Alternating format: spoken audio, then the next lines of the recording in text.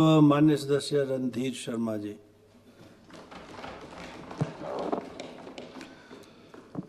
अध्यक्ष महोदय, हमारे नेता प्रतिपक्ष पूर्व मुख्यमंत्री श्री जयराम ठाकुर जी द्वारा पुलिस और संबंध संगठन विषय पर जो कटौती प्रस्ताव लाया गया है, मैं उस पर बोलने के लिए खड़ा हुआ हूं। आपने समय दिया, आपका बहुत बहुत धन्यवाद। अध्यक्ष महोदय, अभी हमारे माननीय सदस्यों ने इस विषय पर अपने विचार रखे हैं और अभी सतपाल सत्ती जी ने चर्चा की है कि हिमाचल प्रदेश के डीजीपी ही कार्यवाहक हैं। दुर्भाग्यपूर्ण बात है, जिस प्रदेश का पुलिस प्रमुख ही रेगुलर ना हो, वर्किंग हो, कार्यवाहक हो, उस प्रदेश की कानून व्यवस्था क्या हो सकती है, इसका अंदाजा हम लगा सकते हैं। परंतु मैं इसके आगे और बात करना चाहूँगा। विक्रमादित्य जी, सुनिए कि अभी सुनिए ना, अभी उस कार्यवाहक को भी छुट्टी पर भेज दिया गया है और 1 हफ्ते के लिए किसी और को कार्यवाहक लगा दिया गया है। आपको जानकारी नहीं तो जानकारी होनी चाहिए। ये डीजीपी की पोस्ट भी सबलेट होती है क्या? कार्यवाहक को छुट्टी देकर फिर 1 हफ्ते के लिए कार्यवाहक, क्योंकि उन्होंने 31 मार्च को रिटायर होना है, इसलिए उनको डीजीपी लगा देना। क्या पुलिस विभाग किसी को खुश करने के लिए बना हुआ? किसी एक व्यक्ति की इच्छा है कि वो डीजीपी के पद से रिटायर हो, इसलिए एक को वर्किंग रखना, फिर उसको छुट्टी भेजना, फिर दूसरे को लगाना। ये कहाँ की कार्यप्रणाली है? ये कैसी सरकार है? और इस सरकार से हम कानून व्यवस्था की उम्मीद करें तो मुझे लगता है गलती हमारी है। इसलिए अध्यक्ष महोदय, आवश्यकता है कि सरकार जो योग्य सक्षम अधिकारी है उनको इस जिम्मेवारी पर लगे। ये जो एक्सपेरिमेंट हैं, ये ना डीजीपी जैसी पोस्ट पर होने चाहिए, ना चीफ सेक्रेटरी जैसी पोस्ट पर होने चाहिए। जो योग्य हैं, सक्षम हैं, काम कर सकते हैं, पूरी जिंदगी का उनका एक्सपीरियंस है, आपके पास सारा उनका रिकॉर्ड है, उसको देखकर लगाइए। पर जिसको लगाइए उससे काम लीजिए। आप 6-6 महीने कार्यवाहक रखेंगे, उनको पता नहीं लगता है कार्यवाहक ही रिटायर हो जाएंगे।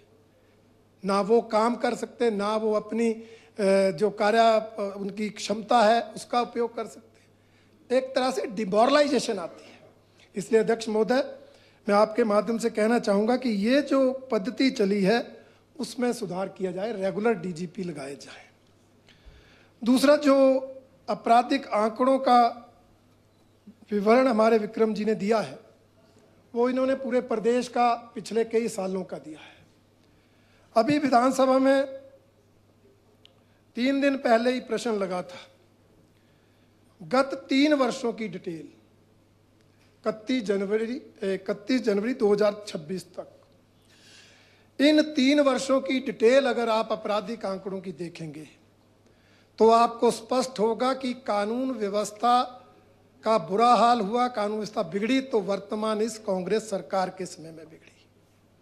हम देखेंगे कि हिमाचल प्रदेश में हत्याओं के ही, मर्डर के ही 270 मामले दर्ज हुए,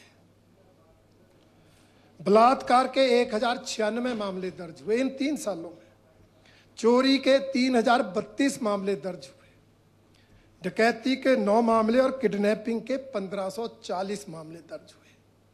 इन्हीं अपराधों की बात करें तो 5947 मामले बनते हैं।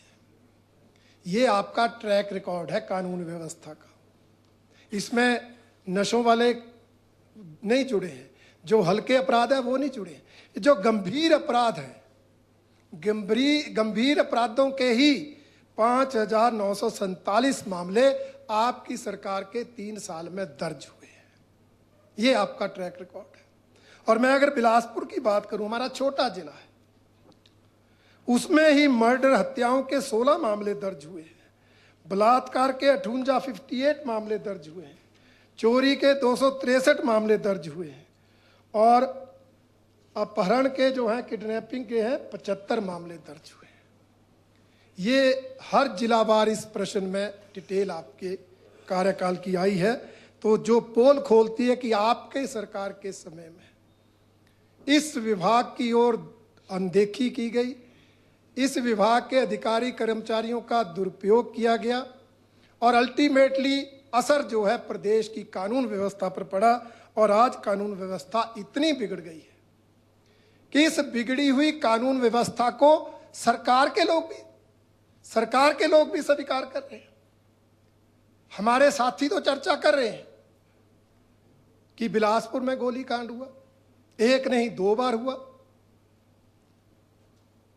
ऊना में गोलीकांड हुआ, 2-2, 3-3 बार हुआ। नालागढ़ में हुआ, बद्दी में हुआ, ज्वाली में हुआ, मंडी में हुआ। हम तो कह रहे हैं, परंतु सरकार के उप मुख्यमंत्री महोदय ने कहा है कि हिमाचल प्रदेश में गन कल्चर विकसित हो गया। और मैं ये कहना चाहता हूं, ये गन कल्चर विकसित हुआ तो वर्तमान कांग्रेस सरकार के समय में विकसित हुआ है। इससे पहले इतने हालात खराब नहीं थे। कारण क्या है? कारण ये है कि सरकार के कर्णधार आपराधिक तत्वों को संरक्षण देते हैं, आपराधिक गतिविधियों में इन्वॉल्व है। हम अगर बिलासपुर की घटना की बात करें तो जो पहली घटना घटी गोलीकांड की, उसमें कोई छुपी हुई बात नहीं रही कि किराए पर शूटर लाने का काम पूर्व विधायक के बेटे ने किया था और उसके जवाब में पूर्व विधायक पर गोलियां चली कुछ दिन बाद। तो आप क्या कहेंगे कि सरकार के कर्णधार इन्वॉल्व है या नहीं? आप ऊना की बात करेंगे, माननीय सतपाल सत्ती जी बात कर रहे थे। सरकार के कर्णधारों के सामने, उनके संरक्षण में गोलीकांड होता है, उनके होटलों में गोलीकांड होता है। हालात ये है कि गोलियां चलाने वालों को भी सरकार संरक्षण देती है। छोटे आपराधिक तत्वों को तो संरक्षण देना ही देना, गोलियां चलाने वालों को भी संरक्षण देती है। ये इस सरकार की हालत। इसलिए कानून व्यवस्था कहां सुधरेगी? हम चर्चा करें माफिया राज की, तो वो तो मुझे लगता है इस सरकार को अगर माफियों की सरकार कहा जाए तो कोई अंतर नहीं। नीचे हालात क्या है आप देखिए। सरकार नाम की चीज नहीं है, प्रशासन नाम की चीज नहीं है, माफिया दंदना रहे हैं। यहां वन माफिया की चर्चा हुई, कटौती प्रस्ताव पर लंबे बोलने की आवश्यकता नहीं है, परंतु सबने सुना है सिरमौर का 25 पेड़ों की परमिशन लेके 300 से ज्यादा कट गए, कोई कार्रवाई हुई? ऊना डिपो पर बैरियर पर 55 गाड़ियां एक ही रात में गुजर जाती है, कोई कार्रवाई हुई? मंडी के धर्मपुर में अवैध डिपो खुल गया, कोई कार्रवाई हुई? मीडिया ने दिखाया, अंडरग्राउंड लकड़ी दिखाई, दरिया में फेंकी हुई दिखाई, ढेरों के ढेर दिखाए, कोई कार्रवाई हुई? इतना ज्यादा माफिया के द्वारा की गई असामाजिक गतिविधियों के बावजूद कार्रवाई ना होना क्या दर्शाता है? परिणाम क्या निकला? अभी 2 हफ्ते पहले बिलासपुर में वन माफिया ने वन विभाग के अधिकारियों के साथ हाथापाई की। और दुख का विषय है कि उन वन विभाग के अधिकारियों के ऊपर हाथापाई होने के बावजूद भी उस वन माफिया पर कोई कार्रवाई नहीं होती है। सरकार चुप रहती है, मूक दर्शक रहती है। यह माफिया राज इस सरकार के समय। खनन माफिया ऊना, नालागढ़, बाकी एरिया में तो सुना था। हमारे बॉर्डर के क्षेत्र में जहां बहुत बड़ी खड्डे नहीं है, सुआ नहीं है, सिंपल छोटे छोटे पहाड़ हैं, वहां पर ही खनन माफिया दंदना रहा है। अवैध रूप से पत्थर निकाले जा रहे हैं, बेचे जा रहे हैं पंजाब में। बॉर्डर पर ठाणा होने के बावजूद भी उन पत्थर बेचने वालों पर, पत्थर चोरों पर कोई कार्रवाई नहीं होती। क्यों? क्योंकि उनको सरकार के कर्णधारों का संरक्षण प्राप्त है। रेलवे का काम चला है, रेलवे के अधिकारियों को, रेलवे निर्माण में लगी कंपनियों के अधिकारियों को आपकी सरकार के कर्णधार डराते हैं, धमकाते हैं, कोई पूछने वाला नहीं है। मैंने पुलिस के सामने उनको डराते हुए, धमकाते हुए देखा है, परंतु पुलिस मूक दर्शक है कि जी ऊपर के आदेश हैं। अब ऊपर के किसके आदेश हैं, कैसे आदेश हैं? मैं समझता हूं आदेश तो होंगे ही। जब सरकार का मंत्री ही एनएचए के अधिकारियों के साथ हाथापाई करेगा तो फिर रूलिंग पार्टी के कार्यकर्ता और चुटभैये नेता तो करेंगे ही। जब सरकार के मंत्री ही कानून व्यवस्था को हाथ में ले लेंगे तो छोटे नेता तो आपके करेंगे ही, और कर रहे हैं। इसी के कारण हालात खराब हुए हैं, सामने है। विक्रमादित्य जी, आपने तो बोला है, बयान दिया है, इसलिए अब मत गर्दन हिलाओ। ये हालात आप सबके सामने है, ये हालात आप सबने देखे हैं। इसलिए मैं ये कहना चाहूंगा कि प्रदेश सरकार को अपनी जिम्मेवारी समझनी चाहिए। कानून व्यवस्था सबसे प्रमुख विषय है जिस पर सरकार की कार्यप्रणाली जज होती है। डेवलपमेंट दूसरा है। आप डेवलपमेंट में भी फेल है और कानून व्यवस्था में भी पूरी तरह से फेल है।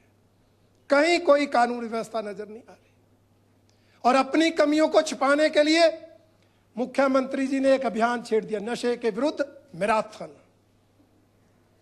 स्कूल के छोटे छोटे बच्चों को, जिनको चिट्टे का नाम नहीं पता था, उनको भी आपने रैलियों में लाकर चिट्टे का नाम बता दिया।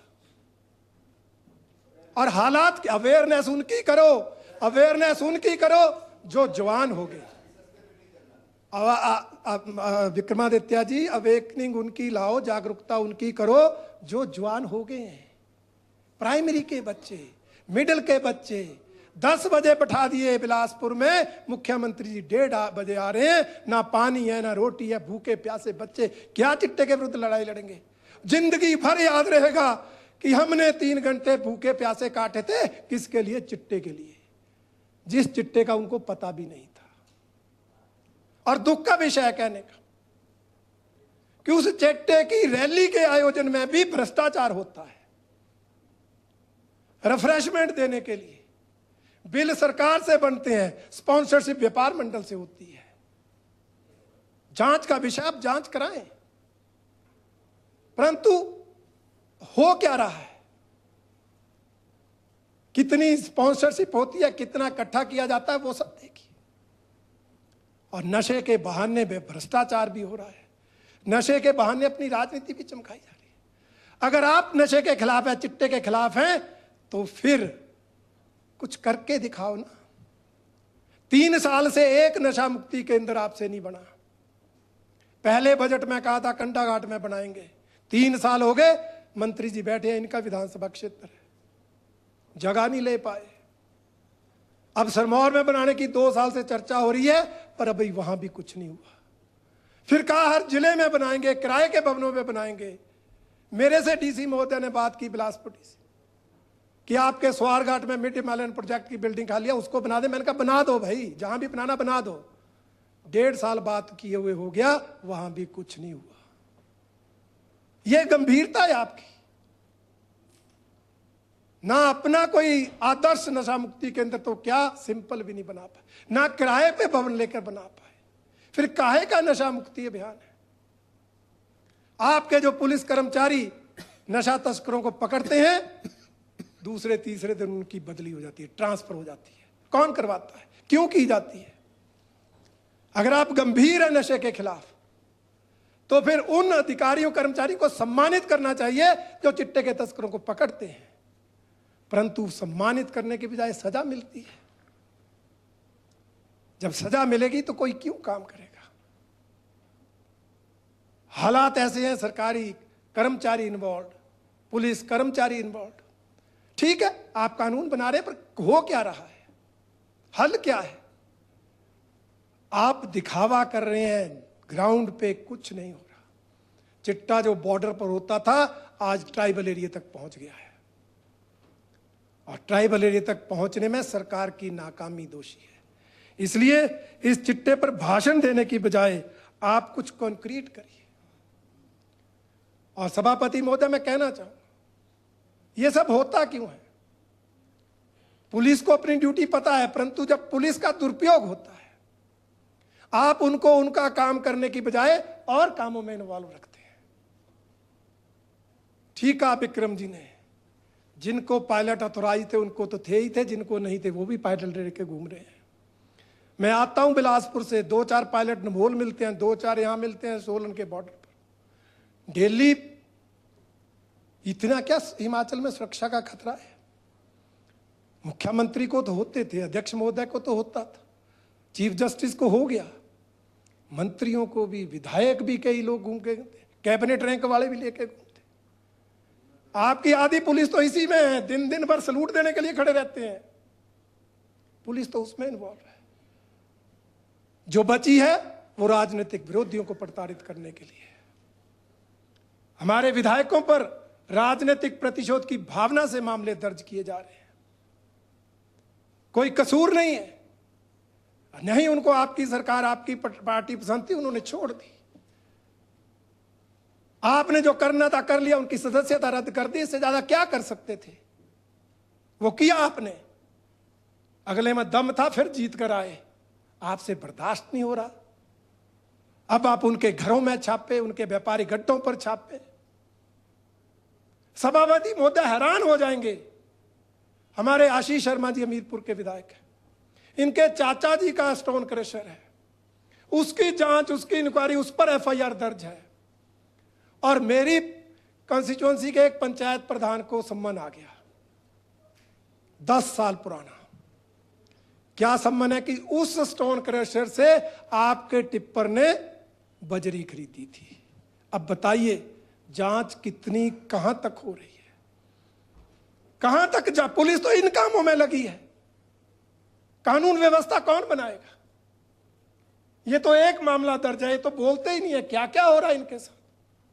और इनकी क्या बात है, बाकी भी किसको बख्शा जा रहा है? हमने पिछले साल आंदोलन लड़ा, हमारे विधानसभा क्षेत्र के अलीगढ़ का पानी उठाकर संजय अवस्थी जी अपने विधानसभा क्षेत्र की अंबुजा फैक्ट्री के लिए ले जा रहे थे। हमने आंदोलन लड़ा, 1 हफ्ता आंदोलन लड़ा, जनता के साथ मिलकर लड़ा। स्कीम तो रुक गई, परंतु वहां सैकड़ों लोगों पर एफआईआर दर्ज हो गई। इनोसेंट लोग, मेरे पर भी एफआईआर, मुझे भी सम्मन आ रहे हैं। यार जनता के हित में आंदोलन करना क्या गुनाह है? आज हमें भी, मेरे पर एफआईआर है। तो तब बोलते आप, तब बोलना आपका फर्ज था, आज हमारा फर्ज है। इसलिए संजय अवस्थी जी आज 1 साल 1.5 साल बाद पुलिस पर पत्थर दर्ज आ रहे हैं। उस टाइम भाई जब आंदोलन हुआ तब केस दर्ज होता, केस तो अब दर्ज हो रहे हैं क्योंकि हम विधानसभा में बोलते हैं। आपने जांच करा ली और कुछ नहीं निकला, इसलिए यही सही। जब आंदोलन हुआ तब कर लेते केस, साल बाद केस हो रहा था। इन्वेस्टिगेशन आंदोलन में काहे की? कोई मर्डर हुआ क्या? तो वीडियो की काहे की इन्वेस्टिगेशन? दिख रहा वीडियो, उसी दिन केस दर्ज होता, सिर्फ बदले की भावना से। पूरी पुलिस प्रदेश में छोटे स्तर से लेकर ऊपर के स्तर तक अपने विरोधियों को प्रताड़ित करने में लगी है। इसलिए सभापति महोदय, पुलिस कर्मचारी भी परेशान है, उनको भी उनका काम करने नहीं दिया जा रहा। और कुछ पुलिसकर्मी तेज भी हैं। जब वन माफिया को रोकने का काम वन अधिकारी, वन कर्मचारी नहीं करेंगे तो जो वैसे पुलिस वाले हैं वो वहां भी पहुंच जाते हैं, खनन माफिया में भी लग जाते हैं। माइनिंग के गार्ड आपके नहीं है। जैसे सतपाल जी ने कहा, पुलिस ही सारा काम कर रही है। फिर जब सारा उन्होंने करना तो जहां उनको अच्छा लगता है वहां करते हैं। इसलिए प्राइम काम पुलिस का, मुख्य काम कानून व्यवस्था है, उस पर उनको लगाइए, वो ड्यूटी उनको दीजिए और अधिकारी की क्षमता देखकर लगाइए। बॉर्डर के इलाकों में आप ऐसे ऐसे एसएचओ को लगा रहे हैं जो 4-4 बार उसी थाने में रहे। कोई पिछला रिकॉर्ड नहीं देखा जा रहा, कोई पिछली उनकी योग्यता क्षमता नहीं देखी। इसलिए सभापति महोदय, ये विभाग छोड़ दीजिए। ट्रांसफर करने के लिए बहुत विभाग है, शिक्षा स्वास्थ्य ही बहुत है।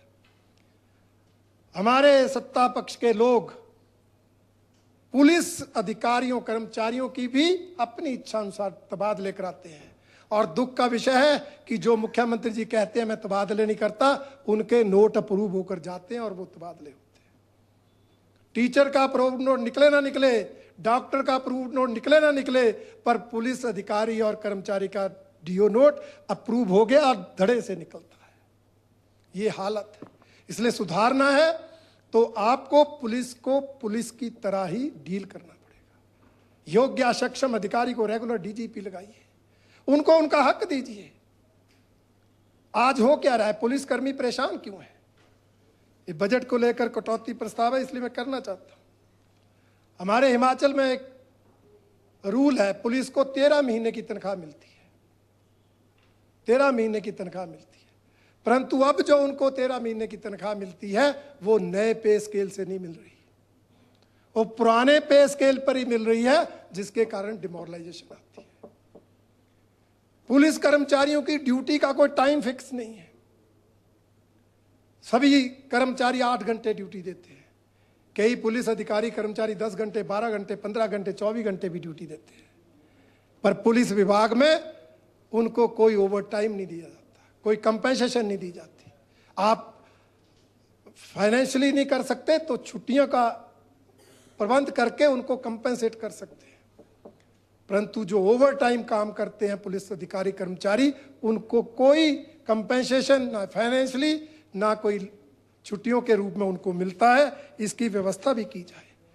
कई जगह तो पुलिस के अधिकारी कर्मचारियों को अकोमोडेशन नहीं मिलती, हम उसकी अकोमोडेशन की भी चिंता करें, बजट में उचित प्रावधान करें। अब वो अगर दूर दराज जाकर किराए पे रह रहे होंगे, जब सूचना आती है फिर उनको बोलेंगे जहां रह रहे नेटवर्क है नहीं है, कितनी दिक्कतें आती। और थानों में उचित गाड़ियों का प्रबंध हो, मॉडर्नाइजेशन की जाए, अच्छी कंडीशन की गाड़ियां हो, अच्छे हथियार हो, अच्छी सुविधा हो, 24 घंटे ड्यूटी लेनी है, कानून व्यवस्था बनानी है। हम देखते हैं नैना देवी मेले में पुलिस वाले आते हैं, स्कूल के कमरों में दरी बिछाकर सोने को कह देते हैं। अब जो रात को दरी पर सोएगा वो दिन को क्या ड्यूटी देगा? व्यवस्था हो सकती है परंतु इच्छा शक्ति की जरूरत है। इसलिए ये सारी व्यवस्थाएं पुलिस के लिए की जाएं, ये भी इस कटौती प्रस्ताव के माध्यम से सभापति महोदय मैं कहना चाहूँगा। और अंत में एक प्रमुख विषय जो अभी ज्वलंत शुरू हुआ है उसकी ओर ध्यान आकर्षित करना चाहूँगा। मैं आज ही इंग्लिश ट्रिब्यून में पढ़ रहा था, साइबर फ्रॉड केसेस जो हैं वो बढ़ रहे हैं। आज मैं पढ़ रहा था कि 2023 में साइबर फ्रॉड केसेस की जो शिकायतें आई थी वो 8,077 आई थी, 2024 में बढ़कर 12,249 हो गई, 2025 में बढ़कर 18,706 हो गई। ये जो साइबर फ्रॉड एक नया क्राइम चला है, ये धीरे धीरे धीरे बढ़ रहा है। और जब आर्टिफिशियल इंटेलिजेंस आ रही है, इससे इसकी गंभीरता भी बढ़ रही है, इसका वॉल्यूम भी बढ़ रहा है और इसकी सीरियसनेस भी बढ़ रही है। इसलिए इस साइबर क्राइम को डील करने के लिए एक्स्ट्रा एफर्ट जो है सरकार को करने पड़ेंगे। अभी तो जितना क्राइम हो रहा है उससे निपटने के लिए सरकार की तैयारी नहीं है।